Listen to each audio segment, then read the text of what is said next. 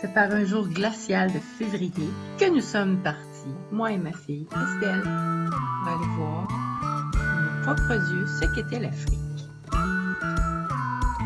Alors nous aimerions vous partager ce que l'Afrique nous a appris. Premièrement, un vol avec escale, c'est long, mais ça en valait la peine. Dès les premiers instants, le dépaysement était total et surtout un choc pour les poumons.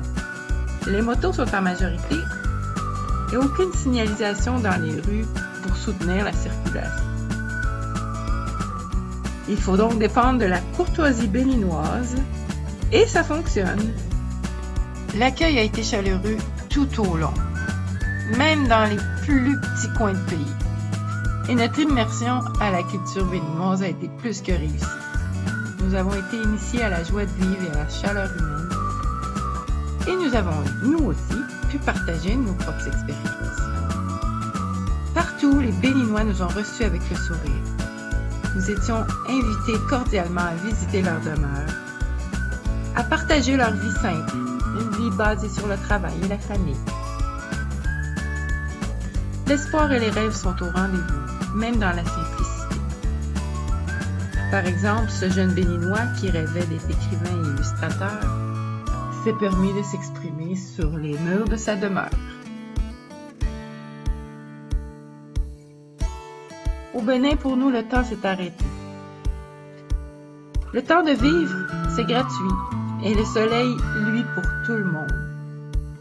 Et au Bénin, il n'y a rien qui ne peut pas se régler autour d'une bonne bière, que les Béninois s'arrêtent pour prendre à tout moment.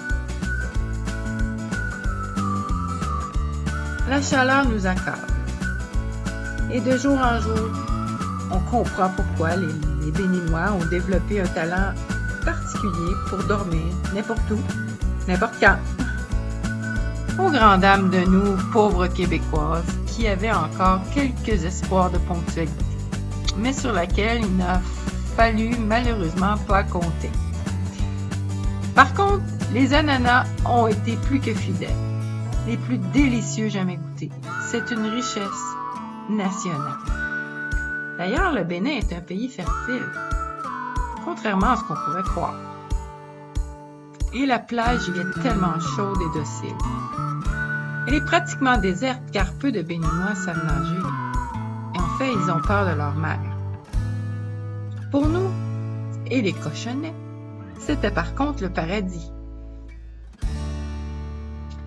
La mer, c'est aussi pour un Béninois un symbole d'une tranche d'histoire assez douloureuse, car c'est ici au Bénin que l'esclavage fit perdre à ce peuple des siècles et des siècles d'histoire. La porte du non-retour à ce petit musée de Ouidah vous permettra de comprendre la souffrance des générations passées qui font qu'aujourd'hui, les Béninois valorisent la paix au-dessus de toute chose. Ils sont prêts à tout pour subvenir à leurs besoins sans révolte. Ils sont devenus extrêmement débrouillards. À la base de la chaîne alimentaire, les motos et l'alcool frelaté. C'est que quand l'État ne prend pas ses responsabilités, le Béninois ne rouspète pas, mais il s'arrange avec les moyens du bord, créant par le fait même des environnements pas toujours favorables à la santé. Et sans trop s'en faire avec les risques. Avoir sa moto, c'est le rêve de tous dès le plus jeune âge. Ça sert à tout.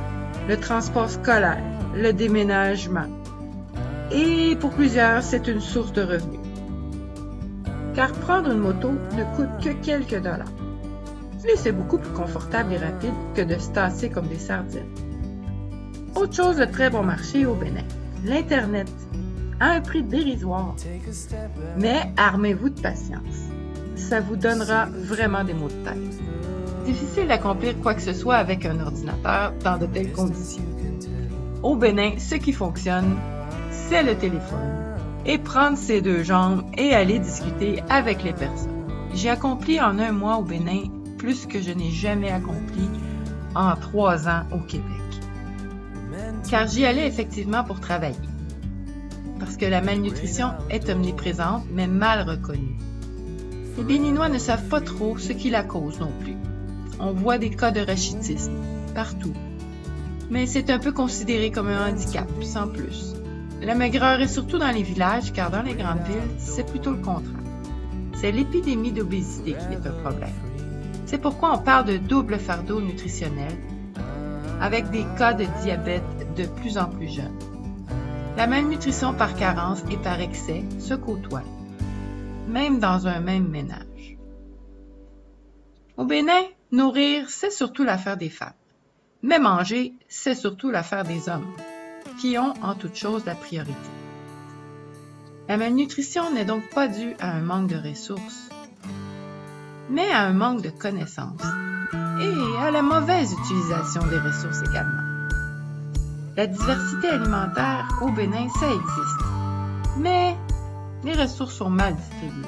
Le nord et le sud ont des climats différents et les denrées sont vendues à l'étranger à des prix ridicules au lieu de rester au Bénin. La gestion des récoltes est aussi un problème, car il n'y a pas réellement de technologie de conservation.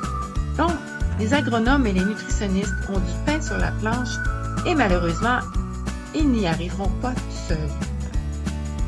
C'est la raison d'être de la Coalition nutritionniste sans frontières.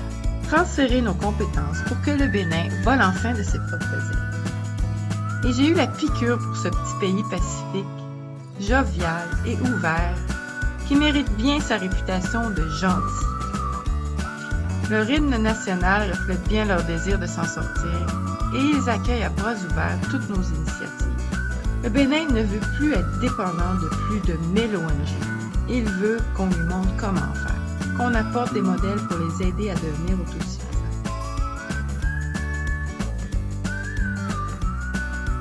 J'y suis allée pour l'amour des enfants et je me suis trouvé une nouvelle famille. Et je reviens avec une toute autre vision de l'Afrique et de ses besoins également. L'Afrique n'a pas besoin de vivre, elle a besoin de vivre. L'Afrique n'a pas besoin de sous, elle a besoin de nous tous pour partager nos connaissances, nos technologies, nos progrès, afin que la malnutrition soit chose du passé. Et c'est une priorité. Alors si vous voulez vivre, vous aussi, le plus beau voyage de votre vie et en ressortir transformé, alors l'Afrique vous changera à jamais.